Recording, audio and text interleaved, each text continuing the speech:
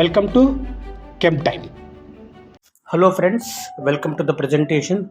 Today's presentation is on experimental determination of surface tension, and this presentation is useful to chemistry and physics students. This presentation is also useful to all core branches of engineering except electrical engineering. In the last presentation, we mentioned about surface tension, and surface tension is defined as the tension of the molecules present at the surface of the liquid. There are two instruments that are widely used for measurement of surface tension. They are stalagmometer. This is also known as stactometer. The second one is tensiometer. In this presentation, our focus will be on stalagmometer. Stalagmometer is meant for measuring relative surface tension only, and the instrument contains a bulb and a capillary. The liquid is filled in the bulb and allowed to flow through the capillary. The capillary ensures the liquid flows in the form of drops. The bulb is wide, and this ensures prevention of air entering the bulb when filling the liquid into the bulb.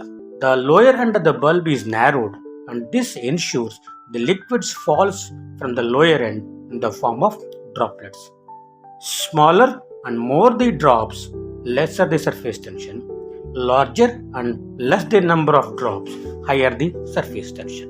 Coming to the experimental part, the liquid is filled in the bulb and the liquid is allowed to drain from an initial position X to a final position Y. The liquid is allowed to drain through the capillary. The drained liquid is collected and its mass is measured, and the mass of the drained liquid can be used to determine the surface tension.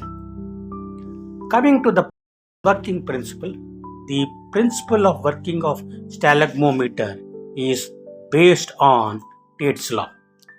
Tate's law states that as per this particular law, when the liquid falls from the bottom of the capillary, the gravitational force exerted by the liquid is able to just equal to the surface tension. And the equating the surface tension force with the gravitational force, we get mg. M is the mass of the liquid that is being collected. G is the acceleration due to gravity, is equal to 2 pi sigma r, where sigma is surface tension of the liquid and r is the radius of the capillary. The equation that is used for the force balance can be rearranged to give sigma is equal to mg by 2 pi r. Knowing the mass of the liquid that is collected and knowing the radius of the capillary, we can determine the surface tension. Alternatively, the surface tension can also be determined by manipulating the equation for calculating the surface tension. As per this equation, since acceleration due to gravity is anyway constant, for a given stalagmometer, the R is also constant. So henceforth, the sigma is proportional to the mass of the liquid that is collected. So if you take two liquids having different mass and different surface tension, we can write the equation as sigma 2 by sigma 1 is equal to m2 by u, where sigma 1 is the surface tension of the reference liquid and m1 is the mass of the reference liquid.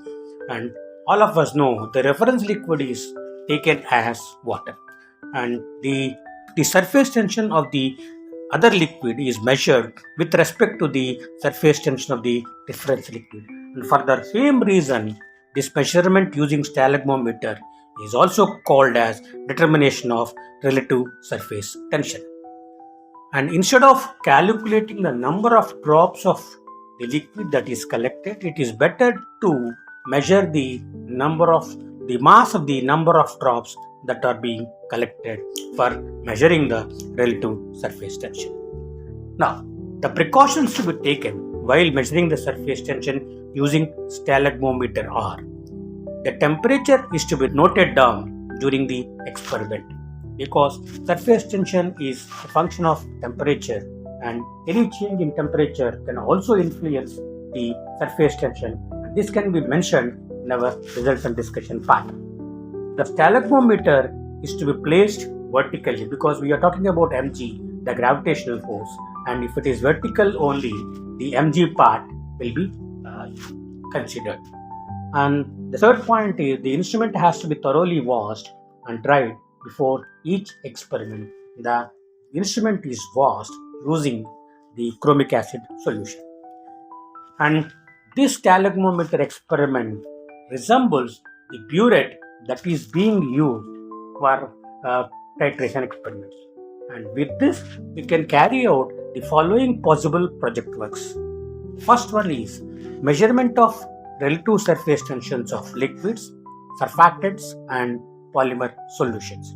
And we can, based on these relative surface tensions of these surfactants and polymer solutions, we can develop a correlation that connects the weight percent of the surfactant or polymer solutions with the surface tension. The second one is to understand the influence of temperature on surface tension by conducting the experiment at different temperatures. With this, I conclude my presentation. We'll be talking about the tensiometer in our next presentation. Thank you. Request you to like, share and subscribe my channel.